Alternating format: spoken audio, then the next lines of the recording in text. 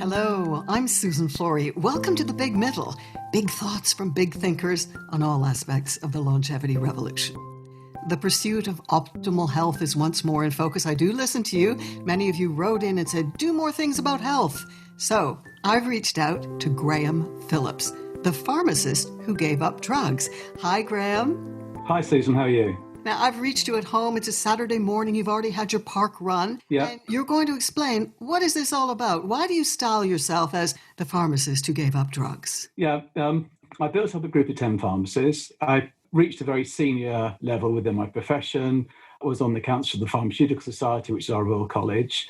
And I reached a conclusion. And I think everyone has their own personal journey, which is, despite all the awards I'd won, and despite all the innovative services that we were providing, I wasn't really helping anyone. And the conclusion I reached is, in some ways, very simple, that health professionals are trained to identify symptoms and suppress the symptoms with drugs. So we're not curing anything. So if you stop the antihypertensives, guess what? You're still hypertensive. If you stop the anti-diabetics, you're still diabetic. You haven't solved the problem. And I thought, here we are. It seems like as a society, half of us are taking statins, the other half are taking antidepressants, and a lot of people are taking both. In other words, we're medicating an entire society. Now, much as I'm not anti-drug, that seemed crazy. So you pivoted into something new. You've set up a brand new business that we'll get into. But yeah. I want to first stick with the role of pharmacies, because we know that the COVID beast has hit the gas on delivery of primary care. Yeah. You know, the speed of the move to digital, it's been breathtaking. Yeah. What about for pharmacies? I mean, what's been happening? Because you still run pharmacies. Yeah, I've got three very busy pharmacies. And in fact, right at the start of the COVID, one of my pharmacists went off with stress. So having not practiced on the front line for 20 years, I found myself back on the front line in the middle of a pandemic with all hell letting loose. So that was a real baptism of fire, actually. But it was fascinating. So it's the story of two halves. The technology works very well for the people for whom it works very well. What about everybody else? What about the people who don't have access to the internet, haven't got an iPhone, don't know how to use an iPad? And that's an awful lot of people. And particularly in the part of Kent where I have one of my branches in Ramsgate, it's filled with people like this. And they were completely left out, completely left behind, angry, frightened, miserable, scared. So what, were you guys on the phone all the time? Well, you were having to take phone calls as well as dispense pills. Absolutely, but the rest of the NHS closed its doors. We never closed our doors. So here's what we know, that between 50 and 75% of a GP's workload is psychosocial. Where do you think it went? Yeah. Right? So not only did this incredible increase in acute prescriptions, we also dealt with people's anxieties, with their fears, with their phobias, and we were the only part of the NHS that remained accessible throughout. And I'm talking about face-to-face accessible. So what, you're the unsung heroes, do you think? The community pharmacies in general? Nobody's sort of given a thought to you. We just go in, I need a prescription refilled, and there you are. Well, it's interesting. So all the studies seem to show this. Community pharmacy has the highest trust of any profession and the highest level of respect. And survey after survey shows that. And You're right. I mean, we're award winners. We like to think of ourselves as being, at the top decile of practice. But overwhelmingly, the feedback from the public is high trust, high accessibility. And they've done studies that, and I don't want to knock my medical colleagues in any way at all, but the relationship between the person or the patient and the GP has been characterized as patient-child, whereas one with the pharmacist is much more one of equals. And I'll just sort of give you an example of that. One of my big things is smoking cessation. I pioneered smoking cessation, actually, way back in the Thatcher years, before it was even in the NHS. In what sense? A bit more detail on that? Yeah. So back in the Thatcher years, if you smoked, it was regarded as your problem. It wasn't an NHS problem, and the NHS didn't get involved. So the consequences were yours. And when nicotine replacement therapy first became available, it became available through pharmacies. You couldn't get it on the NHS. And so we'd get people referred to us by the GP, and they'd say, the doctor tells me I should give up the fags and you can help. And I'd say, yeah, happy to help. How do you smoke? And he'll say, well, I told the doctor it was 10, but actually I can tell you it's 20. And it's that honest engagement that is of such fundamental importance. Oh, that's wonderful. Well, as we look forward to resetting in the future and we note the acceleration of the digital age in terms of the medical community, what kind of easement of the load on overworked, stressed out GPs? What are you looking at? The burden can shift to you guys a bit more. Absolutely. It's already happening. So there's absolutely no reason why we couldn't have identical templates.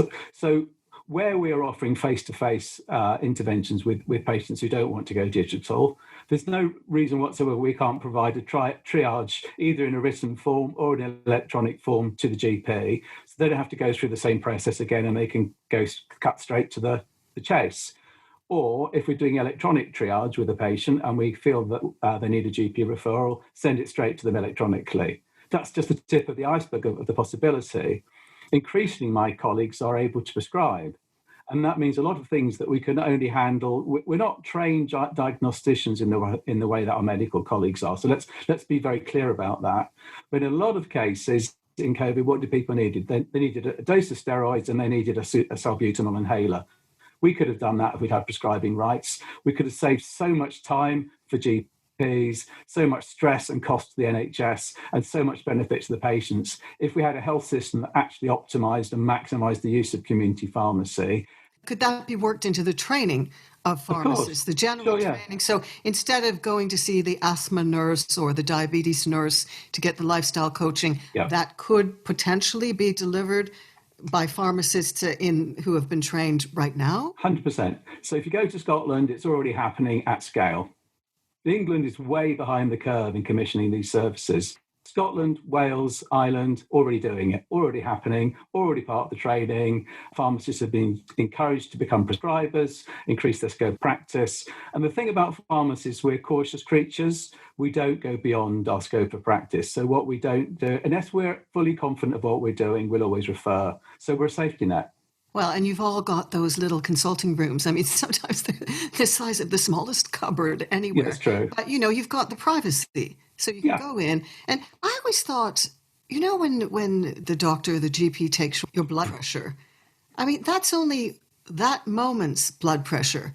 I would have thought it would be so much better because not everybody can afford to have their own little machine at home. And maybe they're not going to do it right because it hurts when you get that done. So they might just stop before they're getting a sensible reading. Wouldn't it be great to go down the high street, visit your pharmacy, and maybe 2 weeks before you have an appointment, go, how many times would a pharmacist need to maybe log the readings to make it more sensible for the pharmacist, or the GP rather? Pretty much every pharmacist will happily check your blood pressure with a machine. But you also have to bear in mind that a single reading at a particular time of day in one arm isn't particularly meaningful. So for my clients, I always get them to do both arms because you want to know the difference between arms. And I get them to do it twice a day, and specifically as they wake up and then more or less 12 hours after. And the reason is that as you wake up, you have this cortisol rise. It's part of the flight or fight response. So it's part of the morning arousal, and your blood pressure rises. So you need to know your blood pressure at that time and more or less 12 hours later. That's the kind of a diagnostic. And I get clients to do that for a week. And if I'm then concerned, we'll refer them to the GP. And maybe you could also have loaner machines. And there are a lot of people who need their blood pressure checked. Say, oh, it's a faff. I don't have time. I actually have to work and I have to take my kids to school. I have to live my life. So I might not have time to trot down twice a day for a 2-week phase. You could loan them out occasionally and spin them around the community. Those kind of things have been rendered a lot more difficult because of COVID. But yes, in principle, 100%. Sure. People have the 24-hour blood pressure monitoring. That's exactly what happens, of course. Now, why can't pharmacists have access to those? GPs have them. We don't. There's no reason whatsoever we couldn't do that. And what about blood tests? Yeah, you could same offer thing. Those, surely. Yeah, no. For example, there are parts of Canada, actually. I know you're Canadian. The Ontario Pharmacists Association have done a lot of advanced work, and actually blood pressure is controlled primarily by pharmacists in Ontario. So they identify the blood pressure and they treat the target within following a protocol. All happening worldwide, all sorts of interesting stuff. NHS England just needs to get its act together, frankly. But it has zoomed ahead since the pandemic hit, hasn't it? I know that, the patient records, there's been... I heard a figure, and I'm so sorry I didn't write it down, and my brain bank is bursting. But it was, times 400% or something in terms of the digital access that individuals now have to their records. So things are zooming along. Very good word, isn't it, in all the circumstances? Maybe there's a bit too much zooming. But as I say, I'm not anti-digital, I'm pro-digital, but we have to be careful about the people that are being left behind. Yes, the NHS is moving ahead rapidly with the digital strategy in every part of the NHS, I guess, except, guess where? Community pharmacy. We're left out in the cold.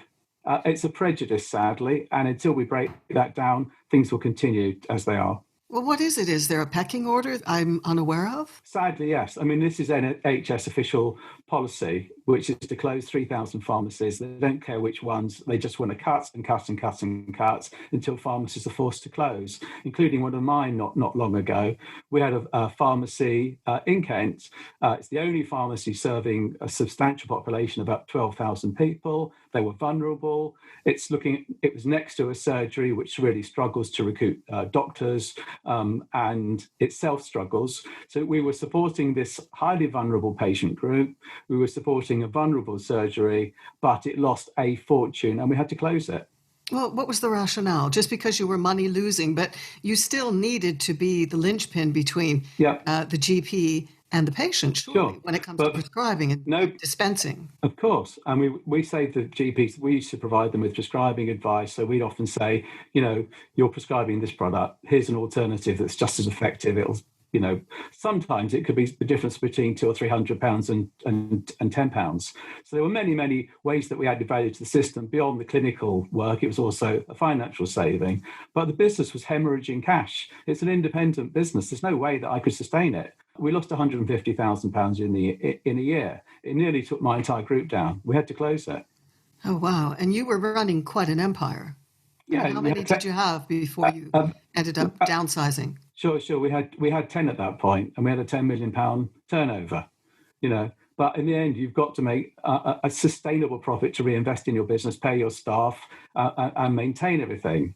And we weren't. We were literally hemorrhaging cash. I mean, to give you an idea, we had a £500,000 overdraft. We were £1 million overdrawn. We were paying 26% interest. No business can sustain that.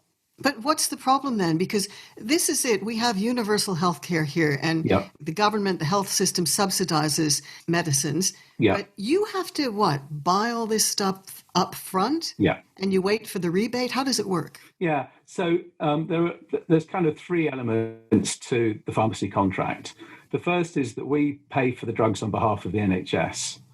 And we source the drugs, and we've got the cheapest drug prices in the world because we source them so cost effectively. And we get to keep a small percentage of the savings. So that's one aspect. The second aspect is dispensing fees. So we get a small fee. I'm talking about 30, 40, 50 pence. That's all for each item that we dispense. Then the third aspect of our remuneration is a sort of public health services. So medicines reuse reviews, where we people help with their medicines, smoking cessation, public health services, emergency contraception. So those are the three elements that make it up. 95% of most local pharmacies' income is from the NHS. So the days are long gone when we made a decent living from selling hairspray and aftershave. And I always say I'm fine with that because I didn't spend all those years at university to do that. So we've got a monopoly purchaser in the NHS, and it's decided to turn its face against us and cut and cut and cut as it's doing. We've had serial cuts. So we had 2 years of cuts, followed by an imposed settlement, and they're going to pay us the same for the next 5 years. But here in the UK, was that the austerity mindset? Was that all part of it? And now are you hearing that, government policy might shift because they realize the important role of the community pharmacist? Yeah, but the reality is the NHS now has been that starved of cash. It's always had increases. So no, this is a prejudice at the top of the NHS against community pharmacy. Let's call it for what it is. But you've got, a string of letters after your name, DIP Pharm, BSc, MSc. How many degrees do you have? You're a scientist, a biochemist at heart. Essentially all pharmacists do a minimum of a 5-year master's degree. So we have a science-based training, but we're clinicians as well. The way I try to explain it, because everyone struggles with this, how can this be? And this is how I explain it, right? You've come across a misogynist in your time, I assume. One or two. Right, okay. However good a woman is, that misogynist will never recognize the value of a woman, not an equal value. Yeah. Yeah. And I guess you come across some racists. Yeah, I Right. mean, the handful of all of this, of course. Sure. And So, we know that people who have a closed mindset and think they're the top of the tree, and we know that, let's face it, the medical system, mainstream medical system, rightly or wrongly deifies doctors and people who are in that profession. And I suppose there's a lot of snobbery and a lot of ill-placed discrimination at work. well, the problem isn't the medical profession. Actually, the relationship with our GP colleagues is as strong as it's ever been, if not stronger. We've got a great relationship between the Royal College of GPs and the Royal Pharmaceutical Society. We've got a great relationship now between our own negotiating body and the body that negotiates for GPs. So the problem isn't GPs. The problem isn't the medical profession. The problem is the NHS itself. What? So it's the governance, the politicians and the mandarins who are in charge. Yeah. So post the Lansley reforms, I don't want to get too boring and technical about it, but post the Lansley reforms, the NHS is pretty much an unaccountable bureaucracy led by Simon Stevens. And it's all Simon says. And if Simon's got a bad attitude towards you, there's nothing you can do. And unfortunately, that's where we are. So, what is his background? Is he a civil servant with any sort of scientific credentials? Well, it's interesting. So he's run the NHS previously. People forget he also ran the NHS during the Blair years. And he had to go at pharmacy back then. He then went to America and he ran some chain pharmacies. Now, American pharmacies run on a very different basis to UK pharmacy. They don't have the clinical roles. They tend to be in the back rooms rather than in the front. And he's simply never got to grips with community pharmacy. He's made a decision without engaging with us. He's literally never engaged with us. If you remember, during the entire COVID crisis, I don't think he said the word pharmacy once, but eventually once someone dragged into a community pharmacy, he made a token gesture, right? Now, community pharmacy sees 1.6 million people a day for health-related matters. You would expect the head of the NHS to pop into a community pharmacy, have something to say about it from time to time. Never once, nothing, But zero, surely, zilch. Surely if we're talking hierarchy, the health minister can't say, look, Simon says, this is the way it is and you need to change your outlook. Yeah, back in the old days, of course, when it was accountable, but this is the problem, right? And I don't want to get, again, too political, but, Boris likes to take back control of things. There's Boris a group Johnson, of us, our prime minister, yes. Yeah. Some of us quite hope to take back control of the NHS because currently, every time Simon Stevens makes a cock up, Matt Hancock is the fall guy. And I think the health ministers are absolutely in an impossible position now of being held accountable for decisions taken or things poorly implemented for which they have no responsibility. So actually, the pharmacy minister has almost no influence. And even Matt Hancock has got a very limited influence over the way the NHS conducts its business. Yes, and for listeners in the US and elsewhere, Matt Hancock is the Minister of Health at the moment. Minister of Health and Social Care, I believe. Correct, yeah. You know what, we're going to turn the page on this because there's so much more that I want to talk to you about. Tell me about your new focus, which is helping others make the best lifestyle and food choices to get themselves healthier. Sure. So I guess a bit of personal history, because most of us have come through this as a personal journey. I was a fat kid. Now all the kids are fat. When I was a kid, I was the fat kid in the class. The fatter I got, the hungrier I got. And the hungrier I got, the fatter I got. Makes no sense, does it? Like David Unwin, like Tim Noakes, who you've interviewed, we all followed the advice. And we thought, how is this? We're following the advice and everything's getting worse. And I tell you what started me on this journey was Michael Mosley's Horizon program on the 5-2 diet. Yes. And I looked at that program and I thought, I could do that. And I did. And I lost 10 kilos. And I found it relatively easy. And then I thought, hang about. I don't want to just follow this blindly. I'm a scientist. I want to go back to the basic science, understand what is it that's driving this absolute tsunami of cardiometabolic disease, metabolic syndrome, obesity, type 2 diabetes, cancer, dementia? What's the root cause? Because these are new modern diseases. For example, if you go to, they've done studies that looked at Boston 100 years ago. 100 years ago, there were no cardiologists in Boston. Why was that? There was no heart disease. All these things are modern diseases. So if they are modern diseases, they have to be lifestyle related. So I thought, okay, what about the lifestyle is driving the problem? Can we identify it? What's the balance between lifestyle and genetics, and I reached the conclusion that 80, if not 90% of healthy longevity isn't genetic, it's lifestyle. How empowering is that? So let's just think about what lifestyle changes we can reasonably make to improve things. You saw Michael Mosley. Is he a GP? No, his wife's a GP. He qualified as a doctor himself, but he's never really worked as a medic. He's actually always been a sort of a television, or he's been a journalist of one sort or another, a medical journalist. Okay, well, he popularized the research that, has been going on elsewhere as well, across continental Europe. And I'm thinking of the Salk Institute in the United States, 5-2 and time-restricted eating, really turning on its head the advice that is standards, the American diet, standard American diet. But there is a growing world movement around getting to the root causes of the suite of metabolic diseases that are draining health budgets and causing all of us to have all kinds of issues. And, 100%. The problem is ultra-processed foods, bad advice, conflicting advice, and the corporate capture by big food and big pharma of our whole sense of what we're meant to be eating. We don't eat enough real food. So over to you to give us the fundamentals of your approach in treating your clients.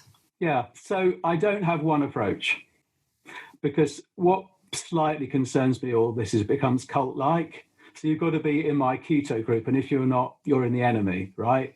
And I don't agree with any of those sort of cultish type approaches. The second fundamental point is, what is it that you want, right? So it might be, I've got polycystic ovarian syndrome, I can't get pregnant. It might be, I can't lose my baby weight despite trying. It might be, I don't want dementia or cancer risk. It might be, my blood pressure's high, I don't want to take more tablets. So it's very much about individual person-centered approach in terms of the outcomes they're seeking. But then it's based on data.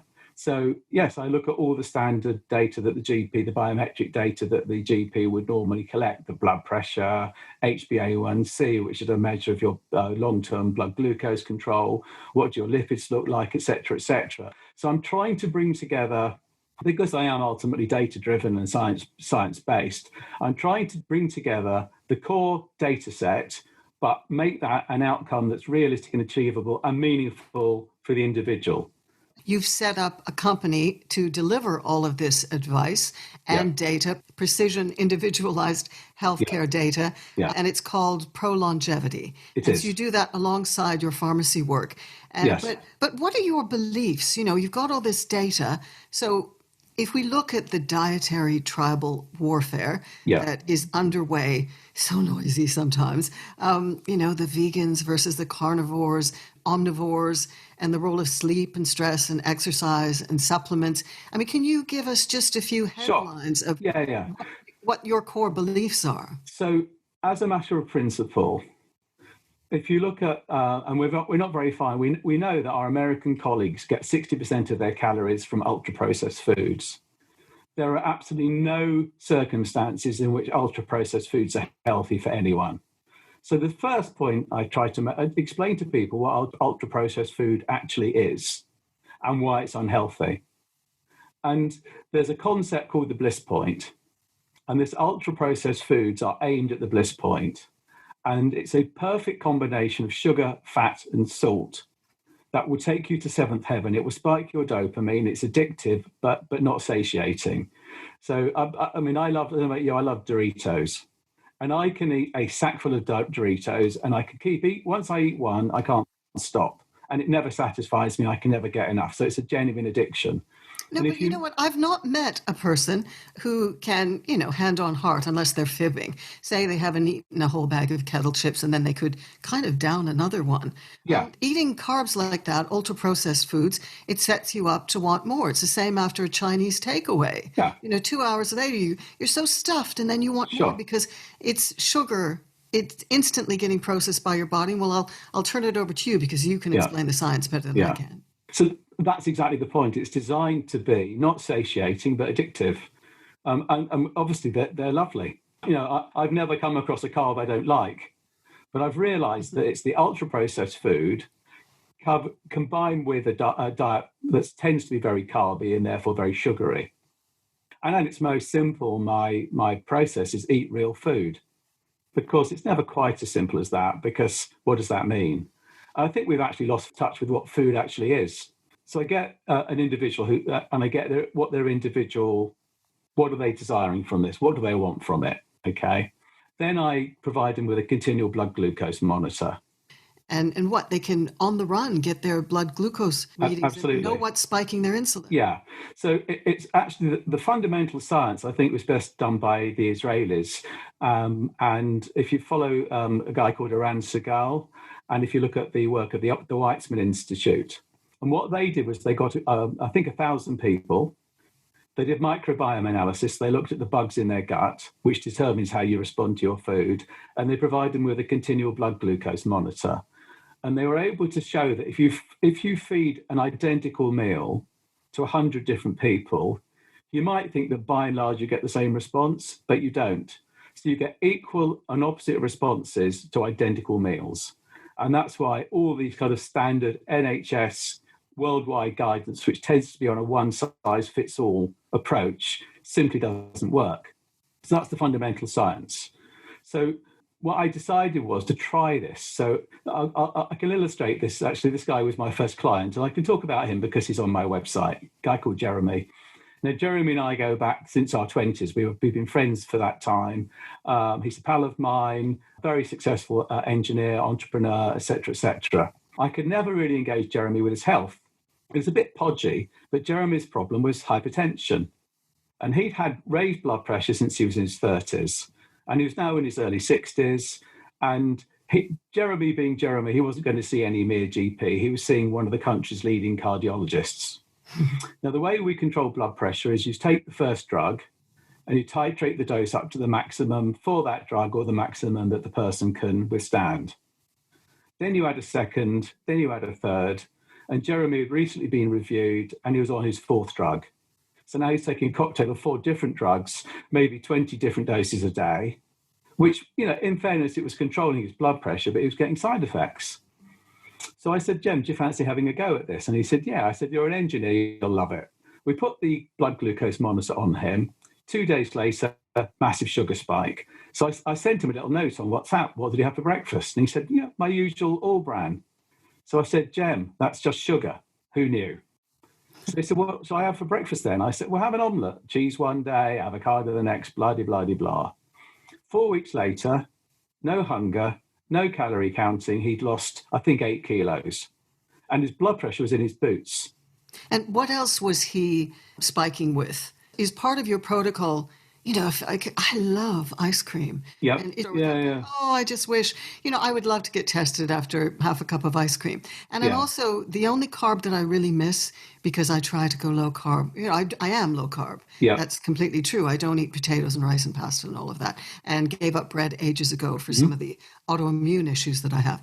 But, oh boy, love popcorn with herbomare on it, just a sprinkle of herbs, and not a lot, but I would love to know what 3 cups of air-popped popcorn is doing to my glucose level. Yeah. So the answer is you can't tell, because it's the microbiome, it's the bugs in your gut that determines it. So, for example, for me, nice, healthy sourdough bread, massive sugar spike. Plastic white bread from the supermarket, really unhealthy, has no effect on me. Seriously? You can't tell. Yeah. That's what I said. It's completely counterintuitive. So you might be fine on your popcorn. Who knows? But we'll find out. Yeah, because I should announce just now, Graham is going to be my new health and longevity correspondent.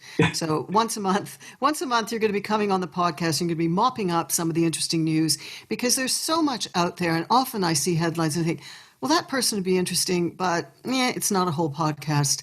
And also, I am going to be one of your clients. So we're going to get to grips. If anyone has listened to my interview with Megan Ramos from the Fasting Method, or my 2 interviews with Prof. Tim Noakes, I've been on a mission of discovery and frustration for a number of years, trying to chase down the root causes of some autoimmune attacks at menopause. And I've made headway, but it's a frustration factor off the charts, because I'm not there yet. Yeah.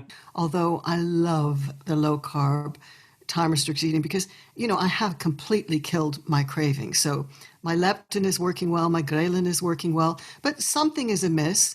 And in your pursuit of figuring out what that something is with me, will you look at adrenal fatigue? Will you look at, you mentioned the microbiome. How will you be able to assess the health of my microbiome? Yeah. So we'll start with all the basic tests that a GP would normally do and see what that shows. We'll get you to take a very accurate and complete food diary and see how your lifestyle is affecting you. And of course, it goes way beyond food. It might be sleep, it might be exercise, supplements, any ongoing medication. So we take a kind of balanced scorecard approach and we look at all these different facets and try and individualize it and personalize it for the individual.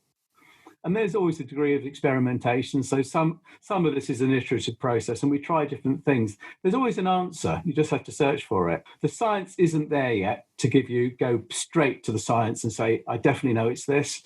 So it is for some of my clients, I can almost immediately tell. But for someone like you, where your knowledge is good and you're doing all the right things, but you're not getting the results, we're going to have to dig a bit deeper and, turn more stones over.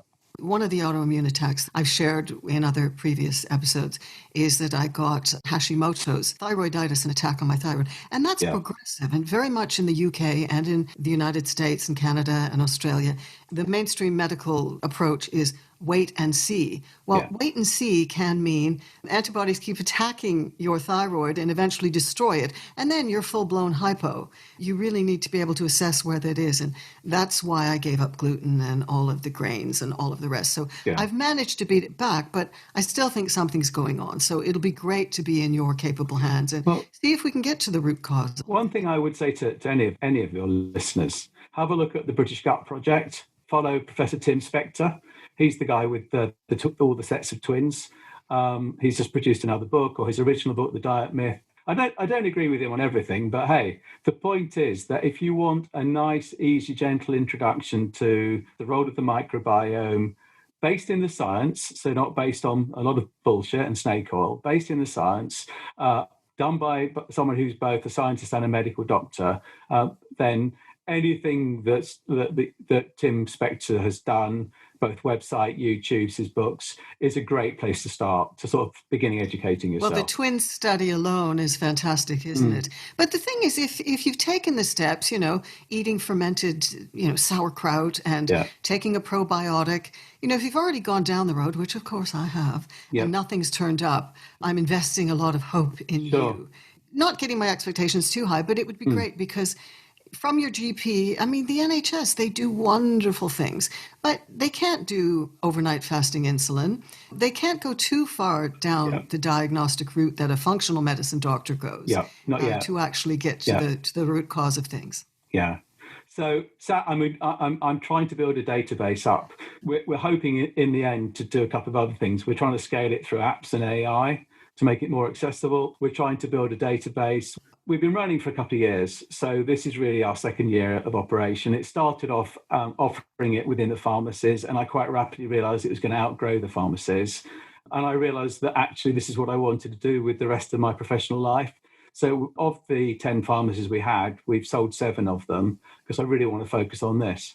Graham, I'm sure you've got many case studies for us, but let's finish the story about Jeremy because I think we left that thread hanging. Sure, yeah. So I think by the end of week 4, more or less, he'd lost 6 or 8 kilos, no calorie counting, no hunger. And his blood pressure was in his boots because he was still taking all the medication. So I said, look, Jem, I could do a medicines review for you, but go back and see the cardio. You've been seeing the guy for 30 years, right? I think by the time he got to see the cardio, it was another couple of weeks. So now we were 6 weeks in, he'd lost more or less 8 kilos. And he'd seen this cardiologist for 30 years and only ever seen an increase in dose or a new drug. And the cardiologist said to him, I've never seen anything like this in my entire professional life, halved his medication overnight. And now we're, I think, 2 years on. I think Jem's 23 kilos lighter than he was. He's lighter than he was in his late teens. And he's off everything except the statin. And I can't persuade him not to take the statin. So he's taking only one drug that, in my view, he doesn't really need anymore. Wow. So all the biomarkers, you're happy with all of his levels, everything that diagnostically puts him on a road to better health. Yeah. Now, you can say that's n equals 1. It's completely meaningless, and I would absolutely agree with that. I'm a scientist. So I thought, okay, we're on to something. Let's try it on a few more people. So we tried it on different ages, genders, ethnicities, different symptoms. And blow me down, I kept getting these amazing results. And I thought, I'm definitely on to something. And that was where prolongevity came from. Well, as you know, I've had Prof. Tim Noakes on the show, and I'm a big believer in ending all the snacking, not this continuous eating that we do. Yeah. It hasn't had a huge effect on my weight, but again, I've conquered the cravings, which to me is huge. I'm no longer controlled by food. So have you ever had, well, two questions just to wrap up with. The timeline of a success story. Have you ever put someone on your protocols and with the continuous glucose monitor, and 2 weeks later, wow, transformation? Not just talking weight loss here, but, the biomarkers for whatever ill is plaguing them. Yeah, so if I just take the very basic measure of their HbA1c, because the monitor gives you a projected HbA1c, and we've had numerous clients now tested by their doctor just to make sure that the two things align, I can usually get their HbA1c significantly under control within a week, maximum 2. And that's what? Just cutting sugar carbs? It might be, or it might be other things. It might be time-restricted feeding. It might be what they're eating. It might be when they're eating. It might be how they're eating. It might be sleep. It might be alcohol. It's multifaceted, right? Are you a big believer, because I know sleep is a big component of your protocol. Yeah. Are you a big believer, the 2 hours before midnight are the most important ones, and you get the biggest regenerative bang out of those? 10 o'clock, 10:30, Sure. or midnight, and then a solid 8 hours. Do you think circadian rhythms and a structured sleep pattern is really important? It's not a question of what I think, it's what the evidence and what the science shows. And the evidence and science is absolutely overwhelming about sleep architecture, sleep structure. But again, it's complicated because it depends on your chronotype. So the starting point is, are you an owl or a lark? And depending on whether you're an owl or a lark, that should dictate the rest of it. Yeah, but can you switch that? Because I've always been an owl, and I've had to do lark maneuvers that kill me when I've done morning radio and television. And, that's getting up at 2:30 and being all bright and shiny. Yeah. Ready to go at 4:30. But, all night, I could stay up until 3. So the short answer is no. So if you go back to our sort of hunter-gatherer forebears, they would sleep in tribes. And they never short slept. So they always had plenty of sleep because they would basically go to sleep when it got dark and wake up when it got light. Just think about it. If evolution could remove sleep, how brilliant would it be? Because when you're asleep, you can't feed yourself, you can't reproduce, and you can't protect yourself. And yet evolution has made sleep of fundamental importance. And human beings don't just sleep. Not only do our cells sleep, actually the organelles, parts of our cells sleep. Whether you're a lark or whether you're an owl or whether you're somewhere in between is dictated by your genome, by your genes, and you can't change it. I'm sure you have loads of case studies, Grant, success stories. Do you have a success story where after a week or two, something major happens and you're left almost gobsmacked? Yeah, the first 2 weeks we don't make any changes. I tell people, I give them a load of education and then tell them forget everything I've told them and just carry on leading life as normal, but scan frequently. And at the end of 2 weeks, we then sit down and go through it. And by then we've got lots of data. We've got the continual blood glucose monitoring, got the GP data, blah, blah, blah, blah. And at that point, we make changes. A best example I might give is one of my clients. She ended up in hospital with diabetic ketoacidosis. And in hospital, I tell you something, the food they fed her in hospital, if she didn't have diabetes when she went in, she would have sure of hell had it when she came out. Oh, isn't that the truth? Yeah. And they started on her insulin. She said, what do I do now? And they said, you don't do anything. You're on insulin for the rest of your life. Within, I think, 3 weeks, we got her off the insulin completely. That just never happens. Amazing. Yeah. It's amazing. And this is just your main message. Eat real food. If it comes out of a packet, just ignore it. Pretty much. Is there anything out of a packet aside from pork scratchings or beef jerky, which I don't touch because, I'm mostly pescatarian and I like all the veggies. That's how I get my carbs. Yeah. But is there anything out of a package that you endorse? Yeah, there is. So we've got to be careful about processed and ultra-processed. So there's a classification system called NOVA. And the NOVA classification sets, there are four, I've done a blog about this, so if people want to look in more detail, have a look on my website. It's the NOVA level 4, the ultra-processed foods, where the real problem lies. And these are highly processed foods. And if you look on, this is one of the things that Asim says actually, or Robert Asim, Lustig. you'll have to explain. Yeah. Everyone knows Asim Malhotra, but there may be somebody listening in the world who hasn't crossed paths. So I'm the pharmacist that gave up drugs, and Asim Malhotra is the cardiologist that gave up drugs, Palamine. And he talks about the ultra-processed food, and also Robert Lustig says very much the same thing. I don't know if you've come across Robert Lustig. Oh, always, yeah. I follow him on Twitter, and I've read his work. And it's Gary Taubes, that community that is, delving into this science and finding, wow, 100%. This makes more sense than anything I ever learned. One of the things that both of them would always say, if you turn over the back of the pack, and if there's more than 5 ingredients, and if those ingredients include things you've never heard of, put it back on the shelf. It's a good way to deal with it. Yeah, absolutely. If you turn over a pack of broccoli, what's it got in it? It's got broccoli. Not very difficult. If you buy a steak, it's got steak in it. Let's say someone's addicted to, having some sort of, I'll use the brand name, Ryvita, some sort of a crackly cracker to put their goat cheese on because maybe that's their main. Sure. They love getting their fat that way. Is there anything that you can recommend aside from putting it on carrots and celery? Yeah. So first of all, not all Ryvitas are the same. Secondly, your response to a Ryvita might be completely different to mine. So if Ryvita is your thing and you don't get a sugar spike, where's the problem? But there's a bit more to this. So nobody eats dry Ryvita, do they? Right? You'll have a Ryvita with something or some things on it. So if you get your Ryvita and you put some natural grass-fed butter from a grass-fed cow, and then you put some avocado smash on it, no problem. I'm not anti-carb. I'm not obsessive about these things. And we tailor things so that people say, do you know what? One of my clients said to me, do you know what? I'd rather take the metformin than give up the bread. That's a choice, right? So I said, well, let's try 20 or 30 different breads, which is what we did. And then let's try 20 or 30 different toppings. And we found for that client 2 or 3 breads with 3 or 4 different things that he absolutely loved, no sugar spike. Problem solved. This is fantastic because we get one kick at the can. We get one life, and we cannot strip out all the pleasure. Absolutely. Food is amazing. Yeah. The mouthfeel of something. And I became addicted, low-scale addiction, but to pinotage.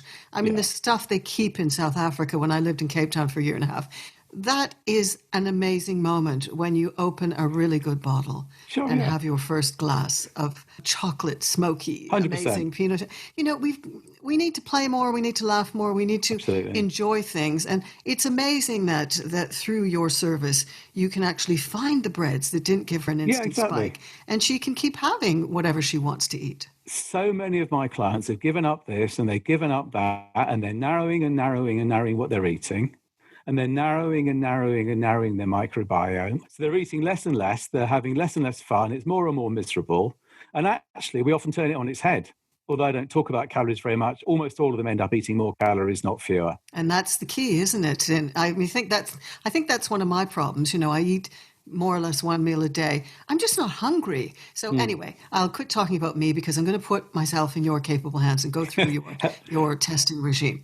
But anyway, let's wrap this up. Graham Phillips, the award-winning pharmacist who favors personalized lifestyle tweaks for lifestyle conditions, not a pill for every ill. And the Big Middle's new health and longevity correspondent. We're going to check in with you, Graham. We'll try it out once a month. Are you excited about your new role, Graham? Absolutely, I am. Over the moon. Very exciting. Never done this before. Yeah, it's going to be great. And you'll have Google alerts on health and longevity news, but also I know that you're well plugged into the community and you'll be bringing us all kinds of tasty stuff in the weeks ahead.